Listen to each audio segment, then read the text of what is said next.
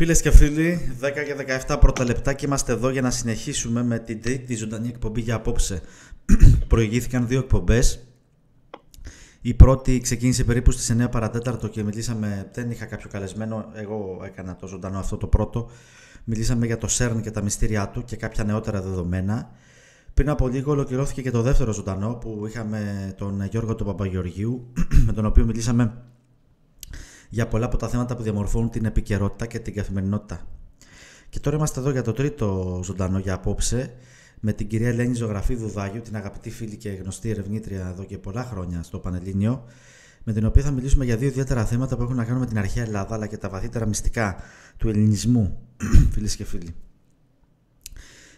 Θα δούμε το θέμα του ισοσκελούς σταυρού. Εδώ στο μεγάλο φώτο, στη μεγάλη φώτο βλέπετε ένα εδόλιο, συγγνώμη, ένα ειδόλιο, όχι εδόλιο, ένα ειδόλιο.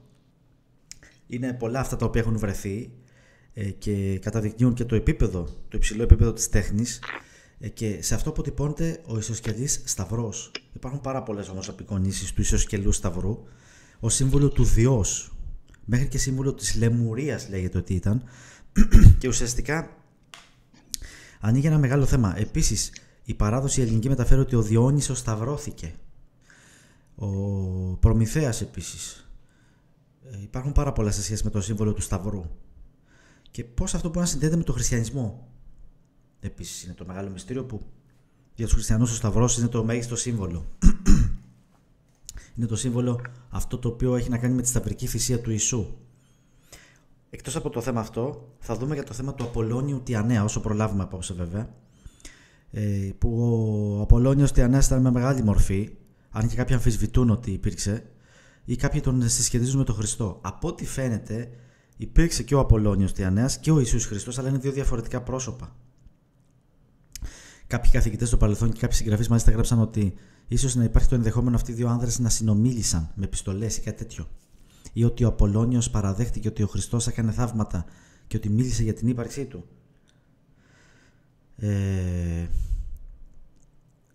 Τώρα βέβαια, δεν θα μπούμε στα μεγάλα θέματα που έχουν να κάνουν με τη θρησκεία, με την πίστη, με την εκκλησία, με τον χριστιανισμό, ξέρω εγώ και όλα αυτά. Θα δούμε κυρίως το θέμα του ισοσκελού σταυρού. Λοιπόν, πάμε στην κυρία Δάκιου. Αγαπητή Ελένη, καλησπέρα, ευχαριστώ που είσαι ξανά εδώ κοντά μας. Καλησπέρα και εγώ ευχαριστώ. Να είσαι καλά. Λοιπόν, το θέμα του ισοσκελού σταυρού, είχαμε κάνει μια εκπομπή για το ζήτημα πριν από αρκετά χρόνια στον τηλεοπτικό κώδικα μυστηριών. Ναι. Μας είχες πει πολλά για τότε, αλλά σίγουρα μετά από τόσα χρόνια στην έρευνά σου έχεις να πεις περισσότερα και την έχεις εμπλουτίσει. Βέβαια. Αλλά είναι πραγματικά ένα μεγάλο μυστήριο. Ο σταυρός ως σύμβολο, άσχετα δεν είναι επακριβώς όπως ο χριστιανικός φαίνεται, ο ισοσκελής δηλαδή, όπως τον βλέπουμε στην αρχαιότητα, είναι ένα σύμβολο ισχύος όμως και ιδιαίτερα συσχετιζόμενο με την πνευματικότητα, έτσι. Ναι, και με τους Έλληνες κυρίως. Ναι. Ναι, ο σταυρός θα εξετάσουμε σήμερα αν έγινε ιερό σύμβολο όταν καθιερώθηκε η χριστιανική θρησκεία ή υπήρχε πολύ νωρίτερα. Ναι. Και από ό,τι θα διαπιστώσουμε δηλαδή από την έρευνα, γενικά οι ερευνητές και οι αρχαιολόγοι διαπιστώσαν, εν γέννη αρχαιολόγοι που τα βρίσκαν μπροστά τους, ότι η ύπαρξη του σταυρού συμβόλου ανάγεται στα βάθη της ανθρώπινης ιστορίας. Μάλιστα βρήκαν ότι χρησιμεύε ως φυλακτό κυρίως, αλλά ήταν και μυστικιστικό σύμβολο. Ειδικά για τους Έλληνες, το σύμβολο του σταυρού έχει χρησιμοποιηθεί ως σύμβολο προστασίας ενάντια στο κακό, από τα πανάρχια χρόνια έως σήμερα. Τώρα δεν είναι γνωστό πότε κατασκευάστηκε το πρώτο ομοίωμα σταυρού. Κάποιες από τις αρχαιότερες εικόνες σταυρών έχουν βρεθεί και εκτός Ελλάδος, ως και στις στέπες της Κεντρικής Ασίας και στο Αλτάι. Το Αλτάι είναι ορεινές περιοχές κοντά στα σύνορα με το Καζακστάν, την Κίνα και τη Μογγολία. Μέχρι εκεί. Χώρια στην Αμερική, στο Γιουκατάν κτλ. Ναι.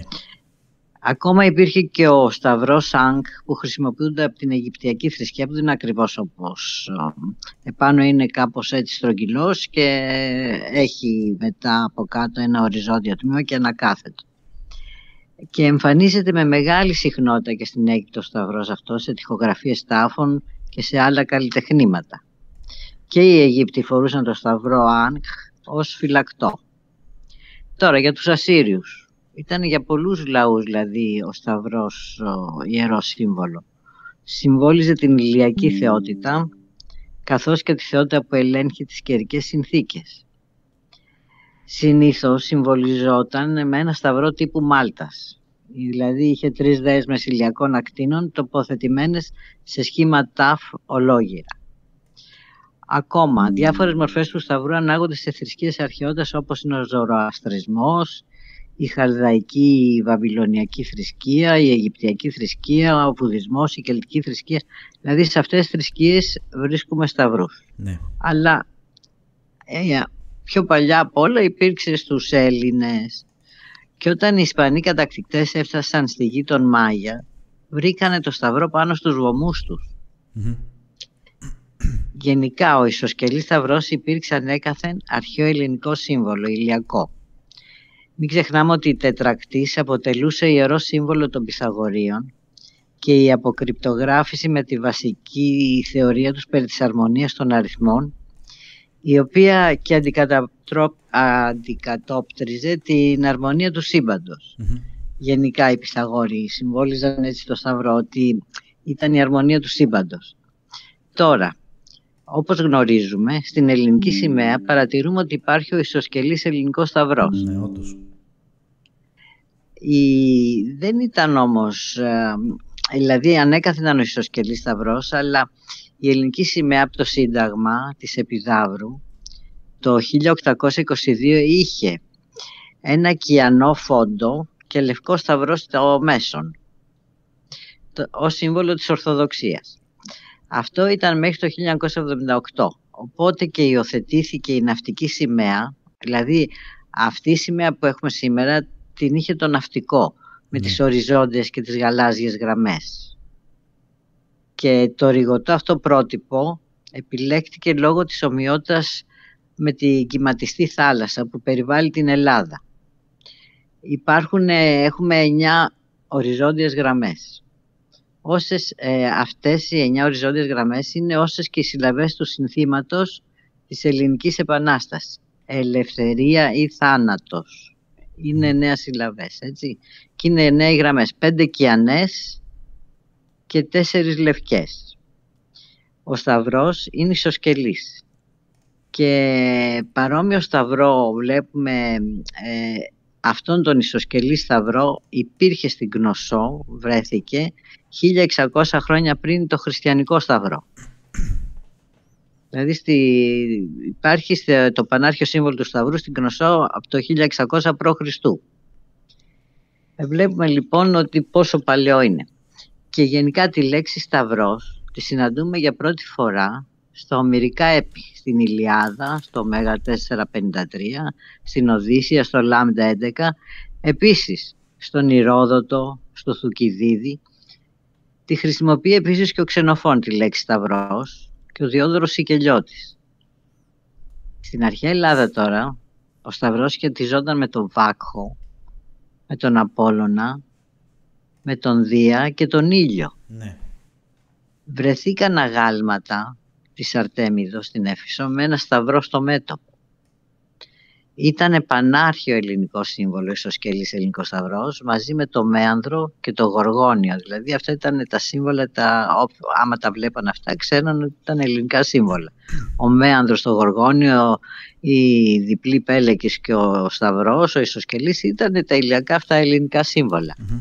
Τι συμβολίζει τώρα? Λένε ότι συμβολίζει τα 4 σημεία του ορίζοντα, την ισορροπία και αρμονία του σύμπαντος, γενικά τη διτότητα, και τον έλεγαν σταυρό του Διός. Βρέθηκε σε όλα τα μέρη και τα πλάτη της γης, δηλαδή στην Αμερική, στην Αυστραλία, στην Ευρώπη, στην Ασία, στην Αφρική, και μας δείχνει αυτό το πράγμα, το εκπολιτιστικό έργο των Ελλήνων σε όλο τον πλανήτη, όταν ήταν ο προκατακλυσμιός πολιτισμός του Διός που είχαν απλωθεί σε όλο τον πλανήτη, έτσι, και βάζανε τα σύμβολά τους παντού. Ήταν τα ενδεικτικά ότι οι Έλληνες είχαν πάει σε εκείνα τα μέρη. Μάλιστα, κάναν μελέτες και βρήκανε για τους Σαρακατσάνους ότι ήταν το αρχαίο σύμβολο των Σαρακατσάνων. Οι Σαρακατσάνοι θεωρούνται από τον ανθρωπολόγο, τον καθηγητή Πανεπιστήμιου Αθηνών, τον Άρη Πουλιανό, ότι είναι ο αρχαιότερος λαός της Ευρώπης και είχαν ως σύμβολό τους αυτό το σταυρό σε κύκλο. Ναι. Οι Σαρακατσάνοι λοιπόν είναι μια νομαδική φυλή που πρώτα ζούσε στην Πίνδο και εξαπλώθηκε σε όλη την Ελλάδα, την ηπειρωτική Ελλάδα και στα Βαλκάνια. Και ξέρουμε ότι ο Άρης Πουλιανός ήταν αυτός που ανακάλυψε τον αρχάνθρωπο των Πετραλώνων, εντάξει, στο εσπήλιο της Χαλκιδικής, και υποστηρίζει ότι οι Σαρακατσαναίοι αυτοί με το σταυρό, με σύμβολο το σταυρό, θεωρούνται ότι είναι οι πιο αρχαίοι άνθρωποι, δηλαδή από τότε που ανακαλύψε ο Homo sapiens, 40.000 ετών, δηλαδή ήταν πολύ αρχαίος λαός και είχε σύμβολο το σταυρό. Ναι. Μάλιστα και τώρα έχουν ένα χορό που σχηματίζεται σταυρός όταν το χορεύουν. Και γιατί κάνουν στην κίνησή τους, σχηματίζουν το σταυρό με τον κύκλο, όπως ο τροχός ας πούμε. Και γενικά έχει γραφτεί βιβλίος και με τη σχέση τους με το σταυρό. Τώρα, με σταυρό στην αρχαιότητα συμβόλιζαν, όπως είπαμε, τον θεό Ήλιο Δία. Και πιθανότατα ο χορός αυτός που χορεύανε οι Σαρακατσαναίοι έτσι σε σχήμα σταυρού ήταν προς τιμή του θεού Ήλιου Δία. Ναι. Η ταύτιση του σταυρού και του ήλιου διαπιστώνεται πολύ εύκολα, διότι αν επισκεφτεί κάποιος τα μουσεία στην Κρήτη θα βρει πλήθος απεικονίσεων σταυρών και ήλιων σε λατρευτικά αντικείμενα. Και μάλιστα βρέθηκαν ναοί εκεί που λατρεύαν το θεό Ήλιο, λατρεύαν και το Δία. Και είχαν σύμβολο το σταυρό. Δείχνουμε μια φωτό από τη Μινωική Κρήτη με τον ισοσκελή σταυρό. Ναι, ναι. Και στις πρωτοελληνικές διαλέκτους ο σταυρός λεγόταν κάρος, από τη ρίζα κα. Και αυτή η λέξη διασώζεται σήμερα σε όλη την Ευρώπη. Κάρος, αφαιρείται το α, γίνεται κρός, έχει επικρατήσει δηλαδή η λέξη κρός για το σταυρό, αλλά είναι από την ελληνική λέξη κάρος. Και στη ρίζα κάσης λοιπόν βρίσκουμε την έννοια του σταυρού, δηλαδή την ένωση κάσης ενός συμβόλου που είχαν οι Σαρακατσάνοι πριν τον χριστιανισμό. Και προσφάτως μάλιστα ανεκαλύφθηκε ένα λείψανο ανθρώπου στις Άλπεις, καλά διατηρημένο στους πάγους, δηλαδή ήταν μέσα στον πάγο και διατηρήθηκε. Είναι 4.000 ετών και το σώμα αυτό των 4.000 ετών ανακαλύψαν οι επιστήμονες ότι που ήταν το σώμα του πολύ καλά διατηρημένο, στο δέρμα του διακρίνονται τατουάζ με σταυρούς. Ήταν 4.000 ετών, είναι φοβερό αυτό. Τώρα, γιατί συμβόλιζαν τον ήλιο με το σύμβολο του σταυρού? Ψάξαν να βρουν για ποιο λόγο. Και βρήκαν ότι συμβολίζει τις 4 εποχές του χρόνου. Δηλαδή είναι ένα σύμβολο που ενώνει τα ηλιοστάσια και τις ησημερίες και δημιουργεί έτσι τον κύκλο των εποχών. Ίσως γι' αυτό λέει τον συμβόλιζαν με το σύμβολο του σταυρού, τον ήλιο. Επιπλέον βρέθηκε στο χωριό Πομό της Πάφου στην Κύπρο προϊστορικό γλυπτό, κάτι τέτοιο που έδειχνες, όπως και στα κυπριακά ειδόλια, ναι. Το οποίο μάλιστα βρήκαν ότι ανάγεται το 3000 π.Χ. από πικρό λιθό και σήμερα βρίσκεται στο Κυπριακό Μουσείο της Λευκωσίας. Μάλιστα τα κυπριακά ευρώ, το 1 και το 2 ευρώ τα κυπριακά νομίσματα έχουν αυτό το σύμβολο επάνω τους. Το ειδόλιο είναι σταυρόσχημο αυτό, δηλαδή παριστάνει έναν άνθρωπο με χέρια ανοιχτά σε σχήμα σταυρού. Και επιπλέον έχει και στο λαιμό του ένα σταυρουλάκι. Δηλαδή αυτό που έχει σταυρόσχημο σχήμα το ειδόλιο έχει και στο λαιμό επιπλέον άλλο σταυρό φέρει. Που παριστάνει σαν άνθρωπο δηλαδή, έχει και ένα σταυρό στο λαιμό του. Παρόμοια ειδόλια μπορεί να δει κανείς και στο Μουσείο Κυκλαδικής Τέχνης στην Αθήνα, όποιος πάει. Και ήταν φυλακτά, τα είχαν για τη γονιμότητα, δηλαδή για να τεκνοποιήσουν και την καλή γένα γενικά. Ναι. Επίσης, ο Σταυρός ήταν σύμβολο ένωσης ζωής και Ανάστασης. Και βρέθηκε ύμνος στον ήλιο που λέει «Κράσιν έχων ερών τετραβάμωση πόσε χορεύουν», που σημαίνει έχεις τη συνένωση των εποχών και χορεύεις με τα 4 πόδια, κυκλικά δηλαδή. Και ήταν ο ύμνος για τον ήλιο. Και εδώ δηλαδή βλέπουμε ότι αναφέρονται στον ήλιο ότι έχει 4 πόδια και χορεύει κυκλικά, δηλαδή το σχήμα του Σταυρού. Και οι αρχαίοι Έλληνες λοιπόν πίστευαν ότι για τον άνθρωπο που ζει στο υλικό πεδίο, εδώ στη γη δηλαδή, ο Θεός του χορηγεί τα πάντα και όλα τα αγαθά και ενώνει τα πάντα με τη δύναμή του. Όταν όμως ο άνθρωπος φτάσει στο τέλος του βίου του, ο Θεός ήλιος πάλι ανασταίνει τον άνθρωπο ξανά με νέα ζωή σε ένα ανώτερο επίπεδο. Δηλαδή έτσι ο ισοσκελής Σταυρός είναι ένα σύμβολο ένωσης ζωής και Ανάστασης. Πιστεύαν ότι ένωνε τον ουρανό με τη γη.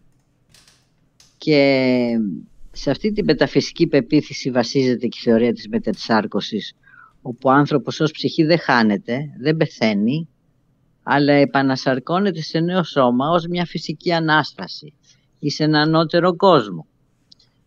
Ήταν επιπλέον, θέλω να πω, ότι και ο πλανήτης Νιμπύρου των Σουμερίων, άμα δείτε το σύμβολό του ήταν ένας σταυρός, ισοσκελής. Και βλέπουμε λοιπόν ότι επεκτείνεται το θέμα. Γενικά, το σύμβολο του Σταυρού, αν πάμε στο Αρχαιολογικό Μουσείο Αθηνών, μπορεί να το δει παντού σε αγκία. Και κατά τη γεωμετρική εποχή, δηλαδή όταν λέμε γεωμετρική εποχή εννοούμε το 1100 έως το 725 π.Χ. Υπάρχουν πολλά αγκία και αργότερα και σε πολλά νομίσματα του ελληνικού κόσμου υπάρχει το σύμβολο του Σταυρού. Τώρα, εκτός ελλαδικού χώρου βρέθηκαν σταυροί ζωγραφισμένοι σε χαλίκια στο Μάζ Νταζίλ, δηλαδή σε σπήλαια της Γαλλίας, τα οποία ανάγονται στη Μαγδαληναία εποχή. Όταν λέμε Μαγδαληναία εποχή εννοούμε το 17.000 π.Χ. έως το 9.000 π.Χ. Μιλάμε για τόσο παλιά, που δείχνουν την αρχαιότητα του συμβόλου. Τι συμπεραίνουμε λοιπόν? Ότι ο Σταυρός, κατέληξαν όλοι οι ερευνητές, ότι ήταν ένα σύμβολο καταρχάς της μινωικής και εν γέννη της ελληνικής θρησκείας. Υπήρχε πολύ πρώτου χριστιανισμού και βρέθηκε σε όλα τα μέρη της Ελλάδος και σε όλα γενικά τα μέρη του κόσμου, στην Ασσυρία, στην Αίγυπτο, στην Ινδία, στην Περσία, σε ναούς του Ιουκατάν, και σήμαινε τη μέλουσα ζωή, την αναγέννηση ή την αιωνιότητα. Μάλιστα ο μεγάλος αυτός ψυχολόγος, ο Καρλ Γιούγκ, είχε ασχοληθεί με το θέμα του Σταυρού και αναφέρει στα βιβλία του πως σε σπηλιές της Ροδεσίας ανακαλύπτουμε σταυρούς σε πρωτόγωνα σχεδιάσματα μέσα σε έναν κύκλο, δηλαδή ο κύκλος με το σταυρό, που θεωρείται και ο θηρεός της Μου, όπως ανέφερες πριν για τη Μου σχετικά. Ναι. Και μάλιστα αυτό το λέει ο διάσημος αρχαιολόγος ο James Churchward στο βιβλίο του «Λεμουρία, η χαμένη ήπειρος θεών και ανθρώπων», αναφέρει ότι ο σταυρός μέσα στον κύκλο ήταν το κεντρικό σχήμα, δηλαδή το κεντρικό σύμβολο του πικού θηρεού της Μου, της αυτοκρατορίας του ήλιου.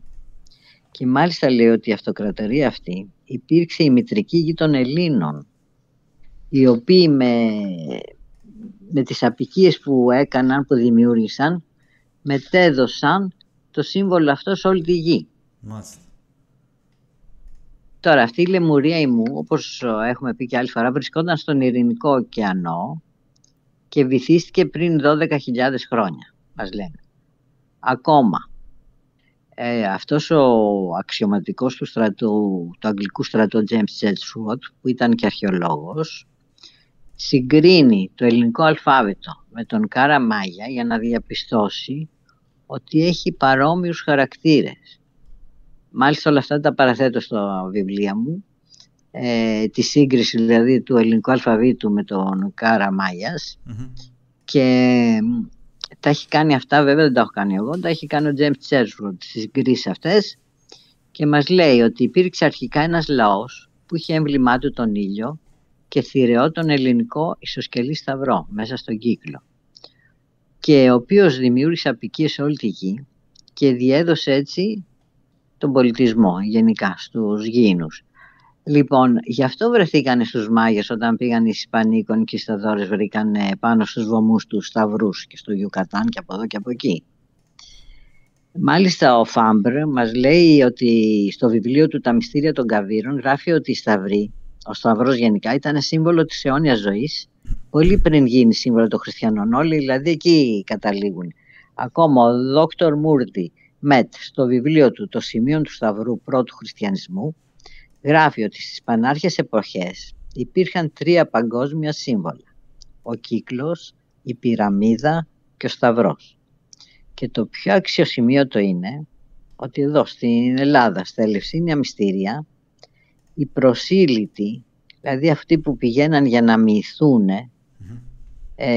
και οι οποίοι γινόντουσαν δεκτοί για να πάνε στα μυστήρια, κατάλληλοι δηλαδή ότι ήταν να μυηθούν, πώς τους δείχναν ότι ήταν κατάλληλοι? Σημειώνονταν με ένα σταυρό στο μέτωπο. Τι λες τώρα? Ναι. Ναι.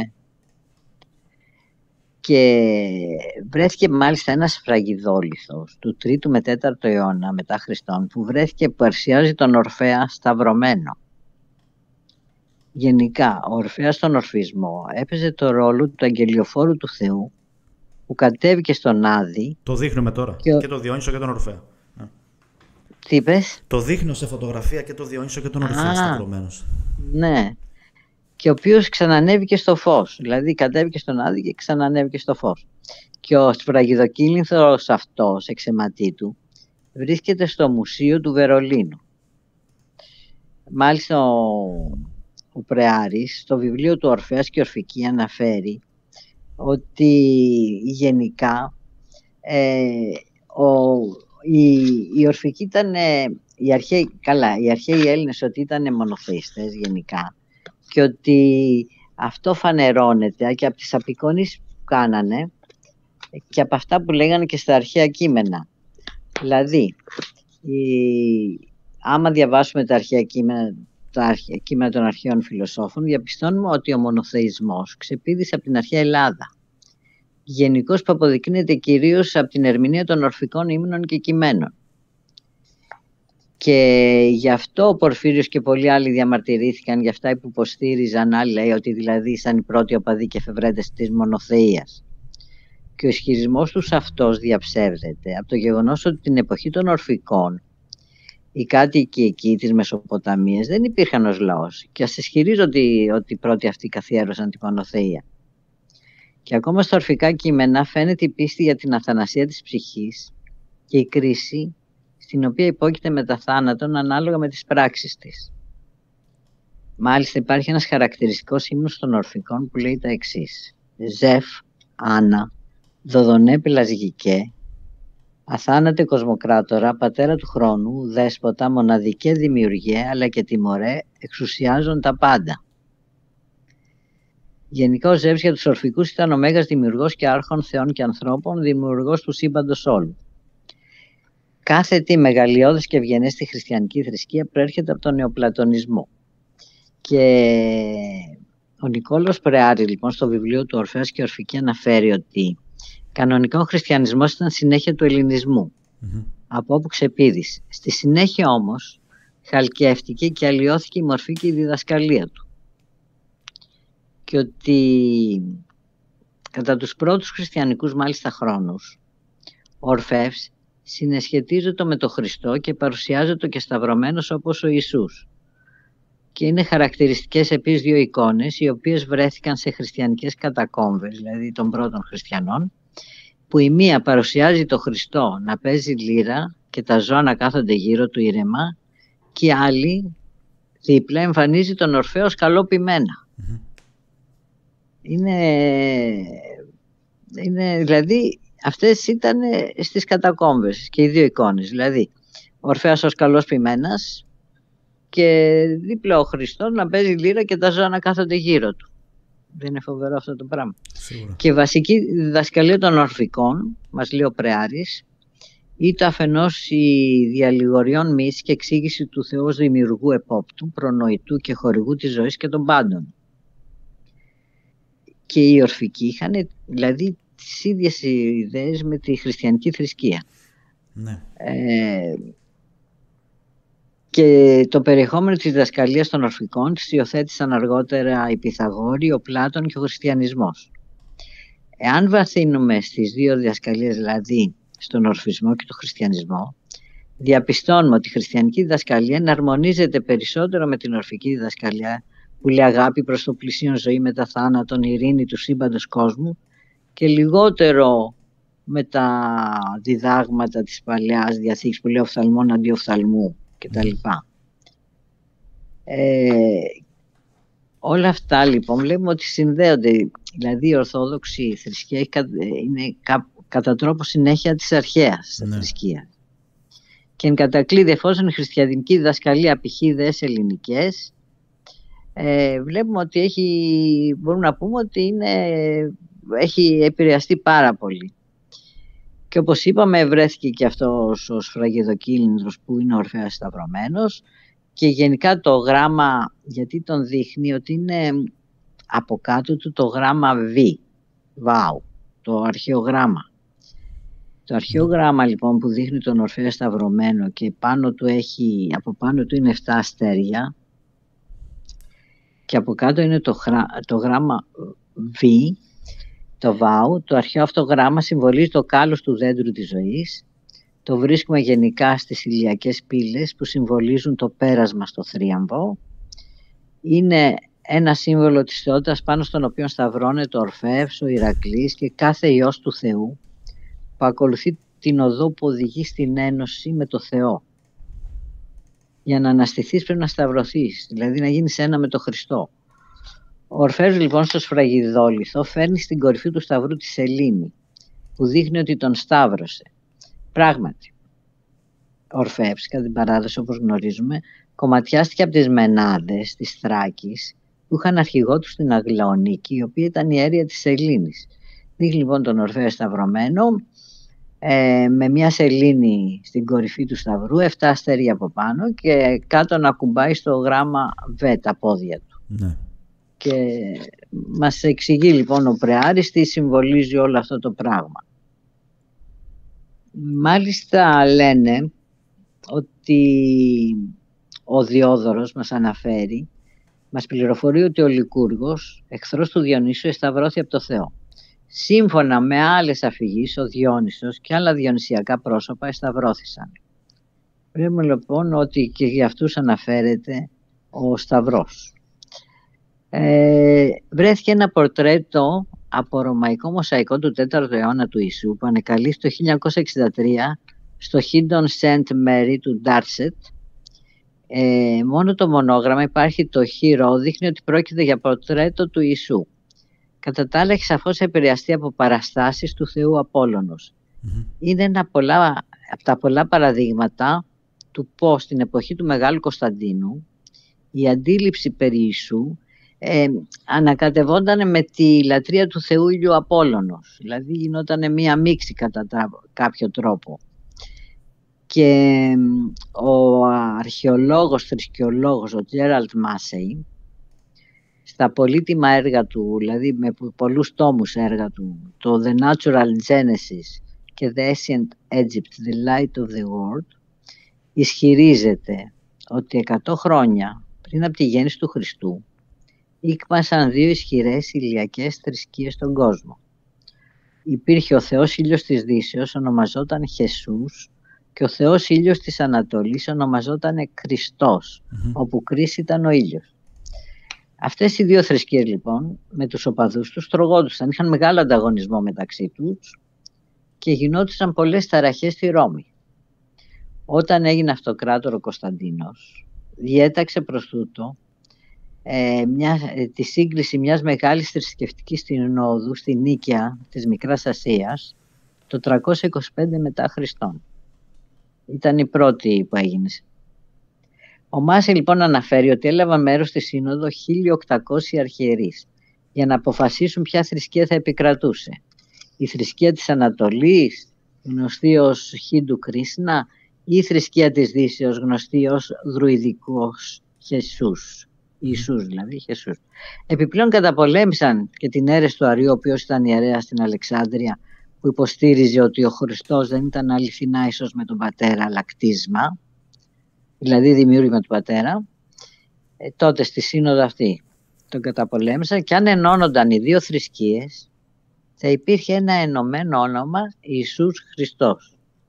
Δηλαδή από τη μία θρησκεία πήρανε το Κρίσνα Χριστός και από την άλλη το Ιησούς Ιησούς και θα γινόταν Ιησούς Χριστός. Μετά την επέμβαση λοιπόν του αυτοκράτορος, η Σύνοδος πήρε ομόφωνη απόφαση και δημιούργησε ένα νέο δόγμα και μια νέα πρωτεύουσα στην Κωνσταντινούπολη. Όλα αυτά τα λέει ο Τζέραλντ Μάσεϊ, έτσι, που ήταν θρησκεολόγος. Εκτίστηκαν καινούργια οικοδομήματα και πολλές εκκλησίες. Και γενικά δόθηκαν πολλά χρήματα για το κτίσιμο βασιλικών στη Ρώμη και σε άλλα μέρη της αυτοκρατορίας. Η μεγάλη επιθυμία για ενότητα που είχε, γιατί γινόντουσαν ταραχές και δεν μπορούσαν να έχουν αυτές τις ταραχές να σκοτώνουν κόσμος, μα σύμφωνα με τον Ιαν Βίλσον, τα λέει, υιοθετήσαν τη λατρεία του Σολ Ιβίνκτους, δηλαδή το ακατανίκη του ήλιου. Ενώσαν, δηλαδή ήταν βασικά μια λατρεία του ηλίου που μπορούσαν να διδεχτούν οι οπαδοί του Ορφέως, του Μήθρα ή του Απόλλωνος. Και όπως είπαμε, κατά τους πρώτους χριστιανικούς χρόνους, ήδη χριστιανοί είχαν αρχίσει να απεικονίζουν τον Ιησού με τη μορφή του Θεού Ήλιου, του ηλίου Απόλλωνος, και γι' αυτό βρεθήκανε τα μοσαϊκά και στο μαυσολείο των Ιουλίων κάτω από τη σημερινή εκκλησία του Αγίου Πέτρου στη Ρώμη, που εικονίζει το Χριστό σαν να κατανίκει το ήλιο, που οδηγεί τα άλογα του άρματος του ήλιου. Το γεγονός λοιπόν ότι ο Κωνσταντίνος ανακάτεψε το χριστιανισμό και τη λατρεία του ακατανίκη του ήλιου φαίνεται καθαρά και από ένα αναμνηστικό μετάλλιο που έκοψε 10 χρόνια μετά το πρώτο, στο οποίο παρουσιαζόταν με ένα μονόγραμμα, το Χ και το Ρο, πάνω στην περικεφαλαία του και ένα άλογο από το άρμα του ηλιού. Δηλαδή το έχω στα βιβλία με αυτά τα νομίσματα που δείχνουν τον Κωνσταντίνο με το χείρο και το άρμα του ήλιου και τα λοιπά.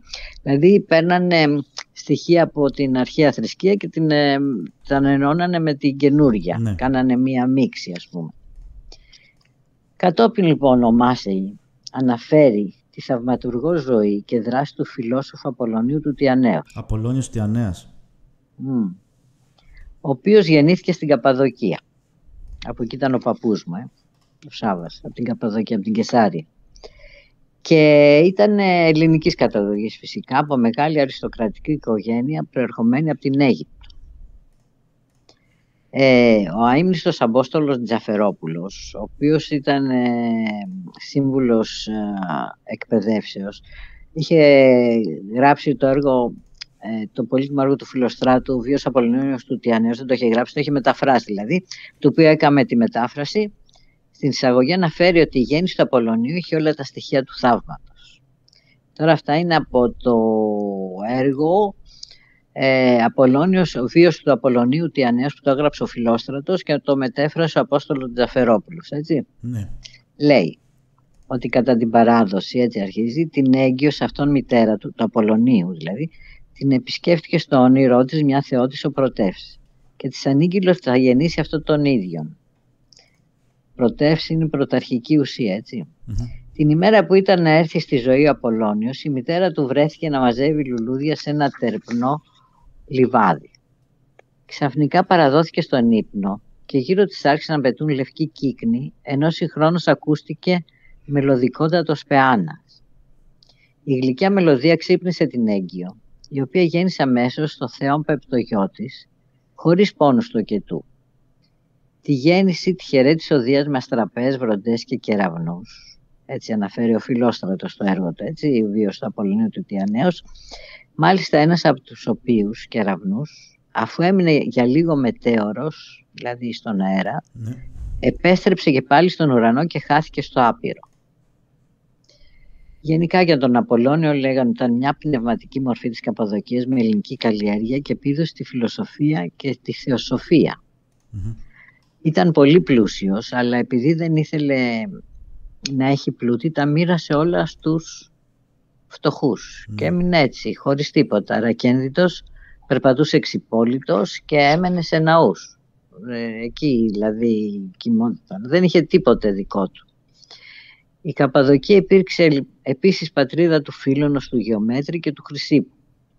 Από εδώ κατάγονται και οι μεγάλοι πατέρες εκκλησίας. Οι κυριότεροι ήταν ο Γρηγόριος ο Θαυματουργός, ο Βασίλειος ο Μέγας της Κεσαρίας, ο Άγιος Βασίλης που λένε, ο αδελφός του Γρηγόριος ο Νήσης, ο Γρηγόριος ο Ναζιανζινός, ο Μεγαλομάρτυρας ο Ρέστης και ο Άγιος Γεώργιος ο Καπαδόκης. Ναι. Ο πρώτος αιώνας μετά Χριστόν που γεννήθηκε ο Απολώνιος, λένε ότι γεννήθηκε περίπου την ίδια ημερομηνία που γεννήθηκε και ο Χριστός, είναι ένας αιώνας με έντονη θρησκεολογική αναζήτηση και έντονο φιλοσοφικό στοχασμό. Είναι αναμφισβήτητα ο αιώνας των μεγάλων θρησκευτικών ζυμώσεων, από τις οποίες θα προκύψει επικράτηση του χριστιανισμού μετά από μεγάλες καταστροφές του ελληνισμού. Μετά το 14ο έτος της ηλικίας του, ο πατέρας του Απολωνίου τον έστειλε στην Ταρσό της Κιλικίας για σπουδές, όπου μαθήτευσε κοντά στο ρήτορα Ευθύδημο. Πολύ γρήγορα όμως ο νεαρός σπουδαστής έβλεπε εκεί τον ακόλαστο κοινωνικό περιβάλλον της πόλεως και ζήτησε την άδεια του πατέρα του να μετακομίσει μαζί με τον δάσκαλό του στη γειτονική πόλη, Αιγές. Γιατί ήθελε αγνόβιο και φιλοσοφικό, δεν ήθελε να βλέπει ακολασίες.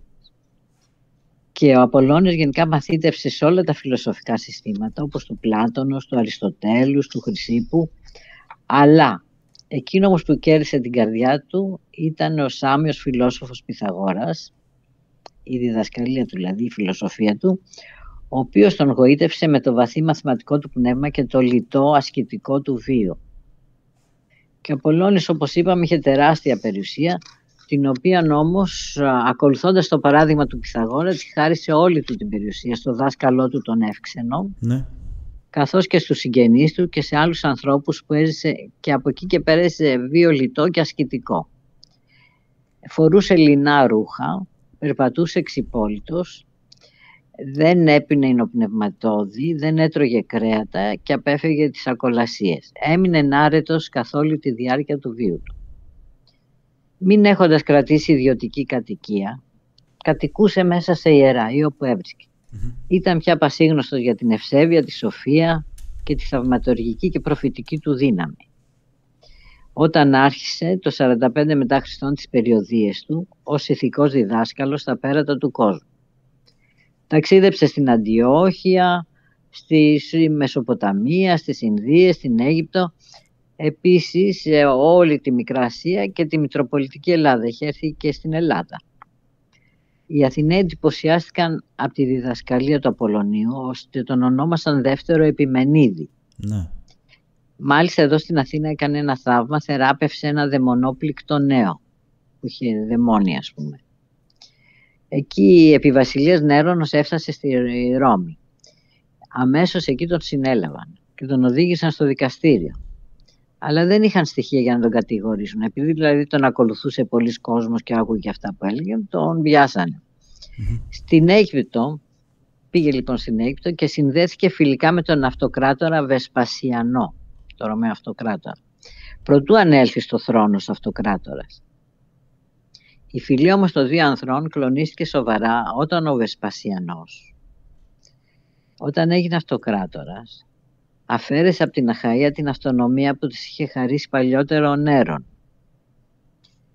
Και γι' αυτό δεν του άρεσε, δηλαδή επειδή δεν φέρθηκε καλά στην Ελλάδα ο Βεσπασιανός. Ναι. Και ενώ ήταν φίλοι ας πούμε, αργότερα όμως όταν ανέλαβε ο γιος του Βεσπασιανού ο Τίτος, τότε συνδέθηκε φιλικά με τον Τίτο. Μετά το θάνατο του Τίτου έγινε βασιλιάς, αυτοκράτορας ο Δομητιανός, ο αδερφός του, ο οποίος όμως δεν ήταν καθόλου καλός. Είχε δεσποτισμό και φαυλότητα και προκάλεσε την έντονη αντιπάθεια του Απολωνίου. Ναι. Αυτή τη φορά λοιπόν προσπάθησε να εξεγείρει τους Έλληνες, γενικά τους Ιώνες, κατά του Δομητιανού. Η στάση όμως αυτή που έκανε, δηλαδή να τους κάνει επαναστάτες, να εξεγερθούν εναντίον του Δομητιανού, ο οποίος ήταν σαν δικτάτορας, προκάλεσε την οργή του Δομητιανού και απεφάσισε να το συλλάβει ως επικίνδυνο δημεγέρτη. Ο Απόλλωνιος δεν πτωήθηκε και πήγε στη Ρώμη, παρόλο που ήξερε ότι θα συλληφθεί το 93 μετά Χριστόν, σε μεγάλη ηλικία, έτσι. Ναι. Αν πούμε ότι είχε γεννηθεί την ίδια εποχή με τον Χριστό, 93 ήταν κοντά 100 χρονών. Εκεί λοιπόν συλλαμβάνεται με την κατηγορία της συνωμοσίας, φυλακίζεται και οδηγείται στο δικαστήριο ενώπιον του Δομητιανού.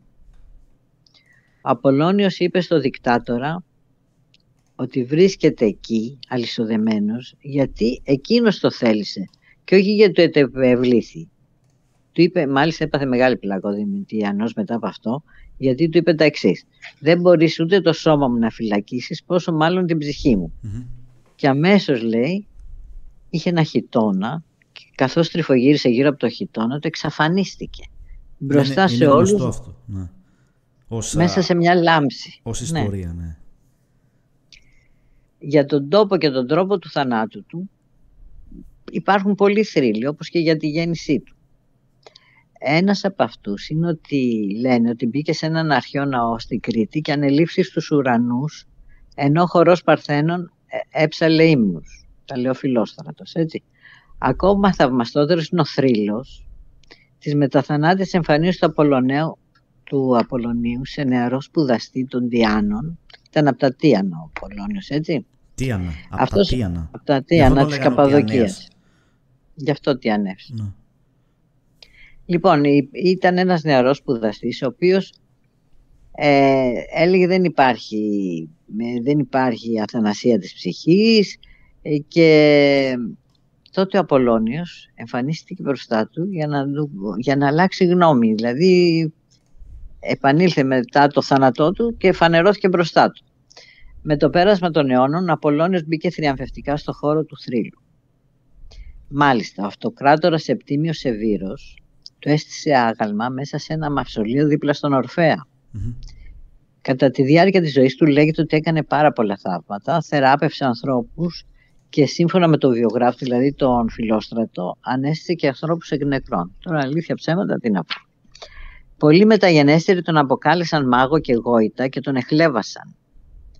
Αλλά μην ξεχνάμε ότι τα ίδια κατηγορούσαν και τον Χριστό, έτσι. Δεν τον εχλέβαζαν και τον έλεγαν μάγο και ότι δηλαδή μάγευε τα πλήθη. Ναι. Διάσημοι ερευνητές, όπως ο Γερμανός φιλόλογος Γιάκομς και ο Γερμανός θεολόγος και ιστορικός Νεάντερ, καθώς επίσης ο Άγγλος φιλόλογος και φιλόσοφος Σμιθ και άλλοι, κατέριψαν τελικά την επίμαχη θεωρία ότι ο Απολλώνιος υπήρξε εχθρός του χριστιανισμού και αποκατέστησαν τα πράγματα στις σωστές τους διαστάσεις. Απόδειξη προς τούτο είναι ότι η χριστιανική εικονογραφία έχει σε πολλά μέρη τη μορφή του Απολλωνίου. Ναι. Τον παρέστησε μέσα στους ναούς της με τα Αγίων. Και εγώ έχω προσωπική πείρα από αυτό, εδώ δηλαδή στο Βύρωνα, στο ναό του Αγίου Δημητρίου. Μάλιστα είναι εκεί η εικόνα που δακρύζει. Τα έχετε ακούσει για την Παναγία που δακρύζει στο Βύρωνα, στον Άγιο Δημήτριο. Εδώ και πολλούς μήνες, απόδειξε ότι συμβαίνουν πολλά άσχημα στην Ελλάδα συνέχεια. Υπάρχει, την ώρα που μπαίνει στην εκκλησία αριστερά, είναι από τη μία ο Πλάτων και από την άλλη ο Απολλώνιος ο Τιανεύς. Σε μεγάλο, από πάνω μέχρι κάτω δηλαδή, αγιογραφίες. Ναι. Και ακόμα στο καθολικό της Μονής Αγίου Νικολάου του Σπανού στην Ισίδα των Ιωαννίνων υπάρχουν εικόνες 7 σοφών της αρχαιότητας, μάλιστα έχουν φιλοτεχνιστεί το 1560, οι οποίοι είναι οι εξής: Απολλώνιος, ο Τιανεύς, ο Πλάτων, ο Σόλων, ο Αριστοτέλης, ο Πλούταρχος, ο Θουκυδίδης και ο Χίλων. Υπάρχουν στη Μονή αυτή. Στην Ισίδα των Ιωαννίνων, στο νησάκι δηλαδή των Ιωαννίνων, υπάρχει μια εκκλησία και μέσα εκεί είναι όλοι οι Άγιοι. Και πάνω από τις εικόνες αυτές υπάρχει επιγραφή που λέει «Άνδρες Έλληνες περί της Θείας Ενανθρωπίσεως του Χριστού». Δηλαδή είπανε για τη Θεία Ενανθρώπιση του Χριστού.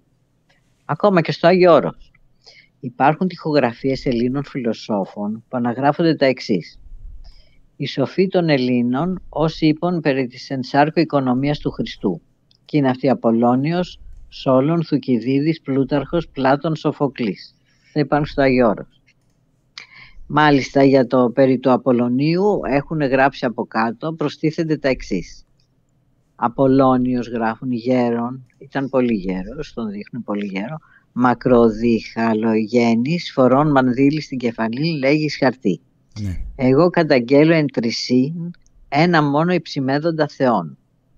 Ο λόγος άφθητος, εν αδαή κόρη, έγκυος έσεται, ούτως γάρ ως τόξων πυρφόρων ίσως διαδραμείται και κόσμον άπαντα ζωγρίζει και το πατρί προσάξει δώρον. Υπάρχουν αυτά στο Άγιο Όρος, έτσι. Ναι, όντως. Λοιπόν, εδώ στον Άγιο Δημήτριο έχει αυτό, αλλά έχει μόνο αυτή τη φράση. Εγώ καταγγέλω εν τρισήν ένα μόνο υψημέδοντα Θεό. Δηλαδή μας λέει για την τριαδική θεότητα μας μιλάει, έτσι. Ότι εγώ δηλαδή καταγγέλω εν τρισή έναν μόνο υψημέδοντα Θεό. Δηλαδή ο ένας Θεός που χωρίς τα τρία, αλλά είναι ένας. Οι απεικονίσεις λοιπόν στους χριστιανικούς ναούς της μορφής του Απολλωνίου ίσως αποτελούν μια έμπρακτη έκφραση συγγνώμης για την κακοποίηση που του έγινε από τους συγγραφείς που τον κατηγορούσανε, και η χειρονομία αυτή αποτελεί εξάπαντος μια δίκαιη αποκατάσταση του ονόματος του Μεγάλου Σοφού. Ο Απολλώνιος απέδιδε τιμές στο Θεό Ήλιο Απόλλωνα. Γι' αυτό ονομαζόταν περισσότερο και Απολλώνιος. Και οι αρχαίοι Έλληνες δεν λάτρευαν καθε αυτό τον ήλιο, αλλά απεικόνισαν τη θεότητα με τη μορφή του ήλιου. Και ο Απολλώνιος δεν δεχόταν θυσίες ζώων.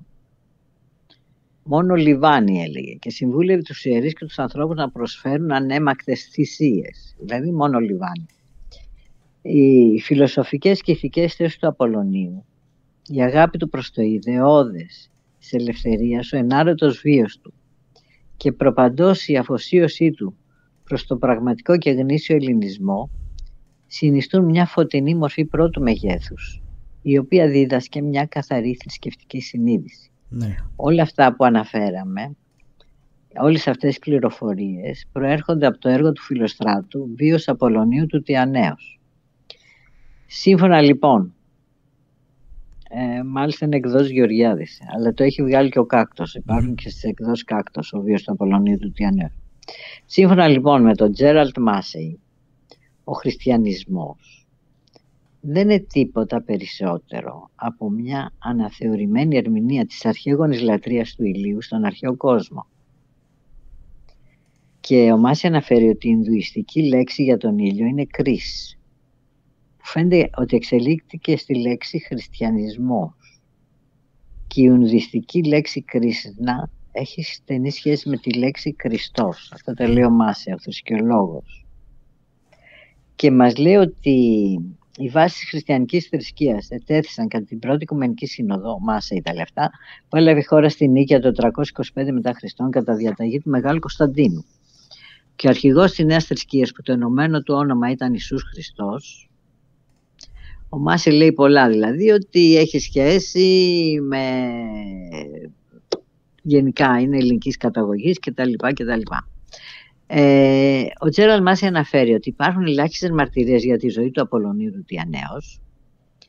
Οι θεολόγοι προσπάθησαν να αποκρούν τις δηλώσεις του και όταν βρέθηκαν οι πάπυροι της νεκρής θάλασσας, πιστεύτηκε ότι θα ριχνόταν περισσότερο φως στη ζωή του Χριστού. Αντί γι' αυτό μεγάλωσαν την πιθανότητα, η χριστιανική θρησκεία χαλκεύτηκε. Και πιστεύετε ότι οι πάπυροι της νεκρής θάλασσας εγγράφησαν από την αίρεση του Κουμράν, που πιστεύετε επίσης ότι προήλθε από την αίρεση των Εσέων. Ξέρουμε ότι την αίρεση των Εσέων ήταν πολύ ευσεβής αίρεση. Δεν υπήρχε καμιά συγκεκριμένη πόλη όπου έμεναν. Ήταν και αυτοί, είχαν ένα συλλογικό ταμείο, δεν είχαν περιουσία, βοηθούσαν το ένα μέλος το άλλο και η δουλειά τους ήταν να βοηθούν τους απόρους και τους φτωχούς, οι Εσέοι. Λάτρευαν τον ήλιο, προς τον οποίο προσεύχονταν την αυγή, φορούσαν λευκά ρούχα, λούζονταν σε κρύο νερό, πίστευαν επίσης στους αγγέλους και η ιεροτελεστία του Ιερού Δείπνου που ακολουθούσαν οι Εσέοι αποτελείται από τη συγκέντρωση 12 μελών της αιρέσεως μπροστά σε έναν ιερέα.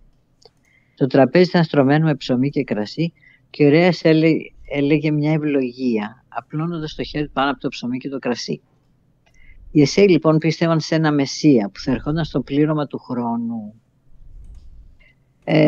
Σύμφωνα λοιπόν με τον Μάσεϊ, κατά την πρώτη Οικουμενική Σύνοδο έγινε μια συγχώνευση της ιστορίας του όρου του γιου το Σύριδος που υπέφερε, πέθανε, τάφηκε, αναστήθηκε από νεκρούς και όλα αυτά. Μάλιστα. Γενικά μας παρέχει τη ζωή του Απολλωνίου και τι έγινε στο μακρύτερο παρελθόν. Πάντως θέλω να πω ότι ο Απολλώνιος θεοποιήθηκε τόσο εν ζωή όσο και μετά θάνατον. Ο Αυριλιανός όταν κατέλαβε κάποτε τα Τίανα μεταπίστηκε από την απλή και μόνο παρουσία του Απολλωνίου εμπρός του σε όραμα, ιδεόραμα, και έτσι διέταξε τους στρατιώτες του να σεβαστούν την πόλη και να μην την καταστρέψουν. Και μάλιστα μετά το θάνατο του Σεβίρου στο θρόνο ανέβηκε ο Καρακάλας.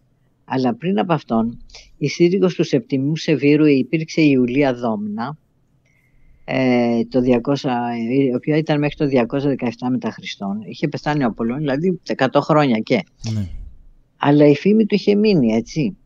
Και αυτή ήταν κόρη ενός άσημου ιερέως από τη Συρία του Ήλιου και μητέρα του Μάρκου Αυρίλιου Αντωνίου η Καρακάλα. Ήταν η μάνα του αυτή.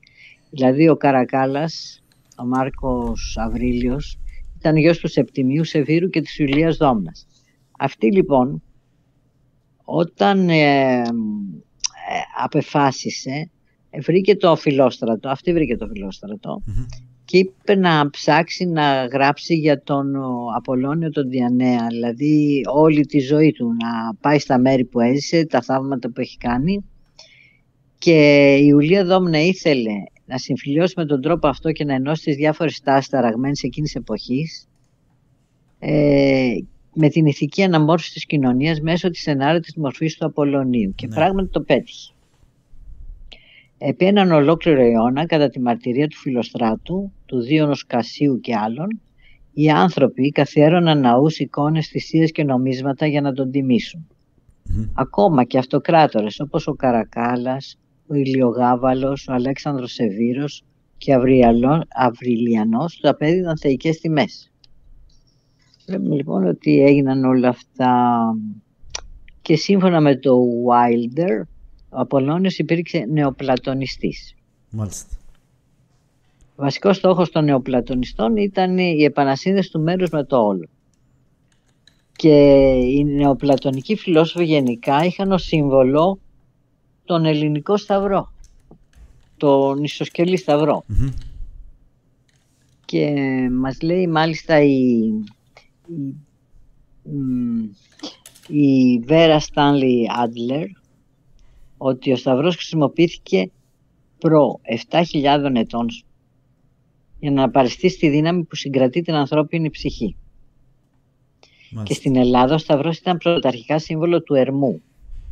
Ήταν στις διασταυρώσεις των δρόμων, είχαν το ονομαζόν ξύλο δίδυμων και το τοποθετούσαν για να δείχνει το δρόμο. Και το κηρύκιο του ερμού κατόπιν έγινε ο σταυρός ή το χ, που συμβόλιζε τα 4 στοιχεία της φύσεως, δηλαδή γη, νερό, αέρας και φωτιά.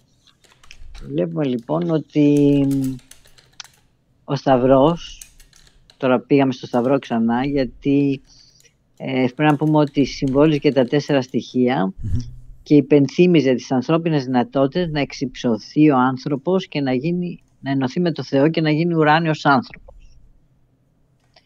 Γενικά, ο Αδάμ στη χριστιανική θρησκεία συμβόλιζε... Το σύμβολο του σταυρού είναι καθαρά, δηλαδή, κάτι, όπως το είπαμε και στην αρχή, που έχει σχέση με τη βαθύτερη έννοια της πνευματικότητας.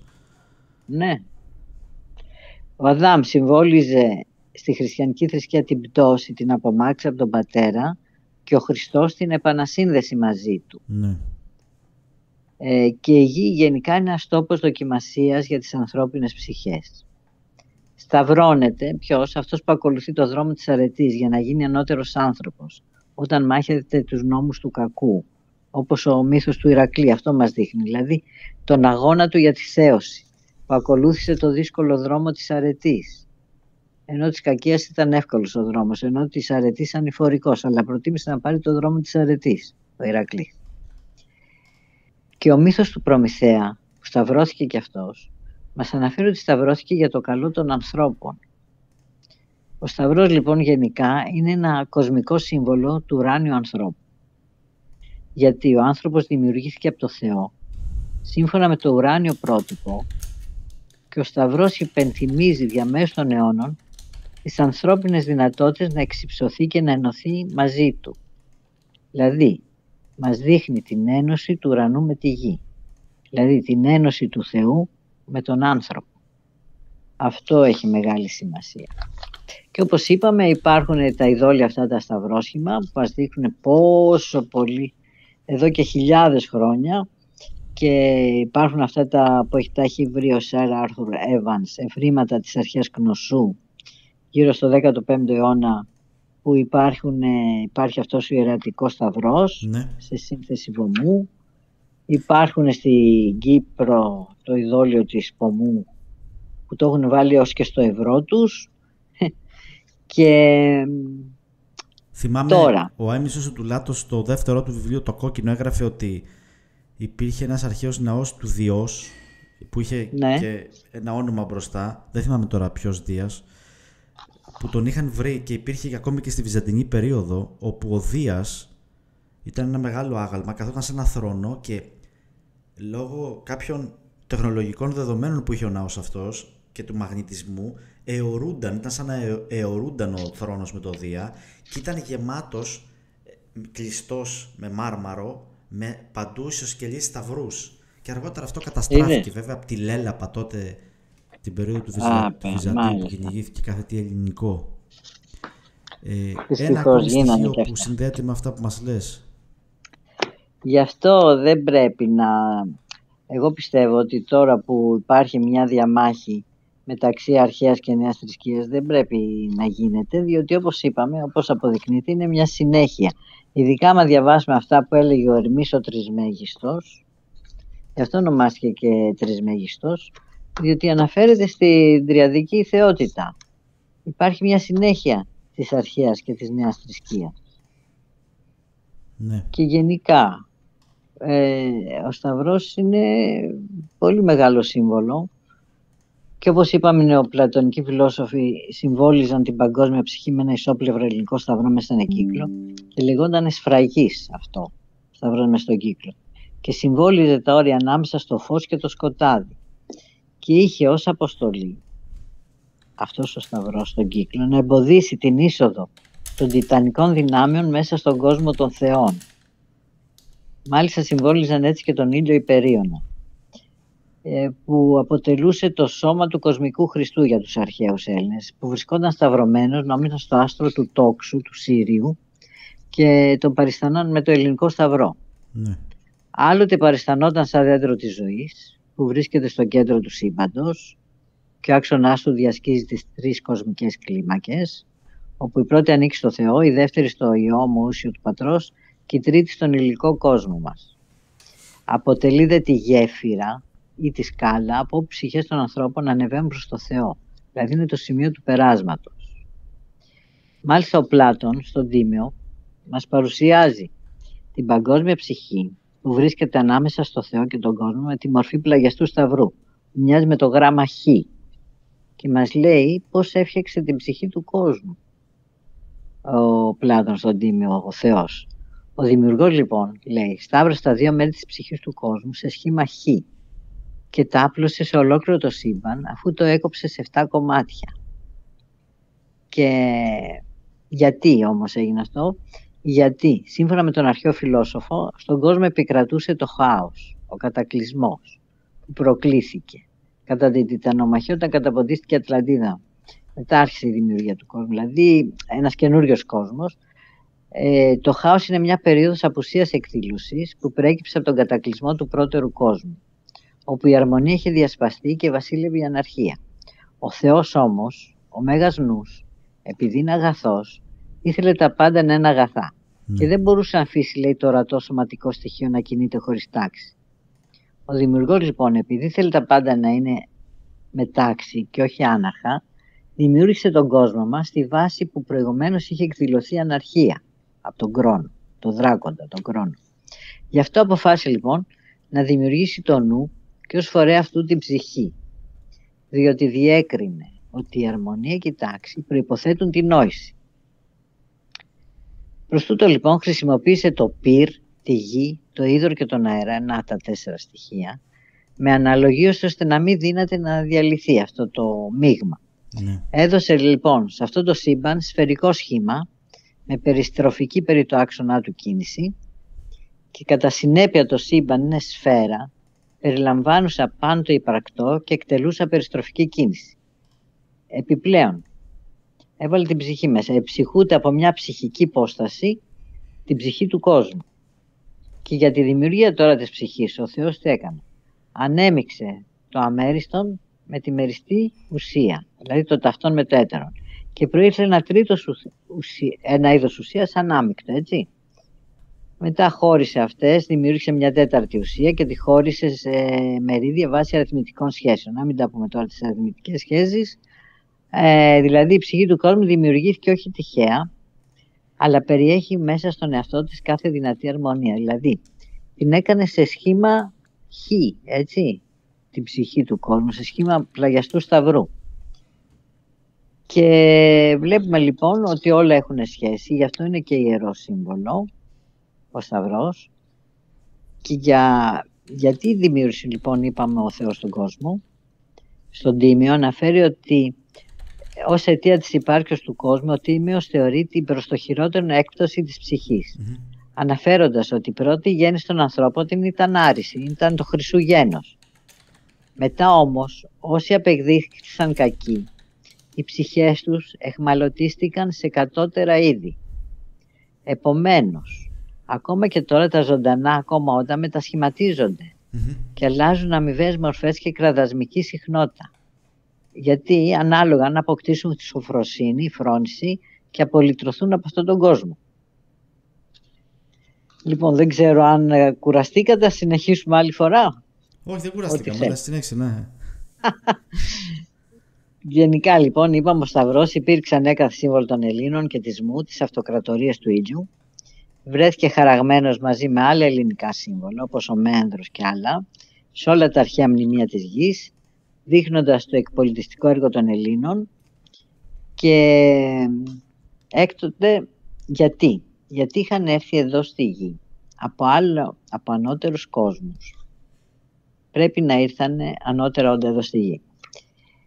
Και μάλιστα λέγεται ότι ο Μήνος και ο Προμηθέας πρέπει να ταυτίζονται. Ο Προμηθέας έφερε το πύρ στους ανθρώπους, αυτό είναι που ήρθανε. Δηλαδή ολόκληρη προμηθεϊκή φύλη δεν ήταν ένα άτομο. Και πρέπει να ταυτίζονται γιατί και δύο είχαν γιο το Δευκαλίωνα. Και πώς ήρθε? Ο Δευκαλίωνας ήρθε με μια Κιβωτό. Έκτοτε λοιπόν... Ναι, μάλιστα ο γιος του Δευκαλίωνα ήταν ο Έλληνας, έτσι μην το ξεχνάμε. Ήρθαν λοιπόν με την Κιβωτό τους εδώ στη γη και μετέφεραν το ουράνιο πυρ στα ανθρωποειδή της γης. Έκτοτε έμειναν σταυρωμένοι στο υγιεινό περιβάλλον. Ο σταυρός έγινε έμβλημά τους, που δηλώνει το εκπολιτιστικό έργο τους. Είναι οι προμηθείς της γης που δεν είδαν καν μεταξύ ουρανού και γης, σταυρώθηκαν δηλαδή, αυτοί που ήρθαν κατά κάποιο τρόπο. Πολέμησαν με τους Άτλαντες που είχαν έμβλημά τους στη σελήνη κατά την τιτανομαχία. Ο πόλεμος ήταν κοσμικός, αφορούσε τη γη και το διάστημα.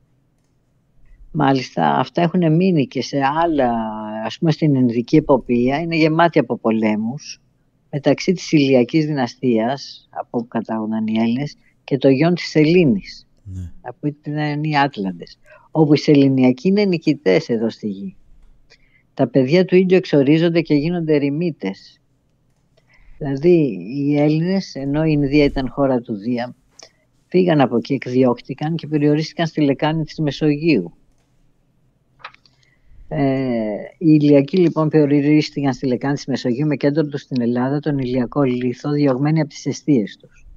Όσοι μπόρεσαν διέφυγαν στο διάστημα με τα επτάμενα πλοία τους, διότι ο πολιτισμός τους υπήρξε ανώτερος από το σημερινό, όπως αποδεικνύεται από τα αρχαιολογικά ευρήματα που βρίσκονταν τον κόσμο. Αλλά συνέβησαν πόλεμοι πυρηνικοί που κατέστρεψαν τον υψηλό αυτό πολιτισμό. Και υπάρχουν πόλεις που βρεθήκαν με μεγάλη ραδιενέργεια, όπως στη Ρατζαστάν, στην Ινδία, το Μοχέτζοντάρο, έχουν καταστραφεί με πυρηνικά όπλα, βρήκαν οι επιστήμονες. Δηλαδή, ακόμα και τώρα όντως. υπάρχει ραδιενέργεια. Ναι, μάλιστα. Τα περισσότερα αρχεία καταστράφηκαν και άλλα εκλάψαν, πλαστογραφήθηκαν. Στο διάστημα των χιλιάδων χρόνων μεσολάβησαν, οι Σεληνιακοί με τους απογόνους του Κρόνου Τυφώνος έκαναν ό,τι μπορούσαν για να εκλείψει η γενιά του ήλιου. Και ακόμα προσπαθούν μέχρι τις μέρες μας να μας εξαφανίσουν. Μέχρι τις ημέρες μας το έχει ξαναπεί, Ελένη, μένεται αυτή η σύγκρουση. Ναι.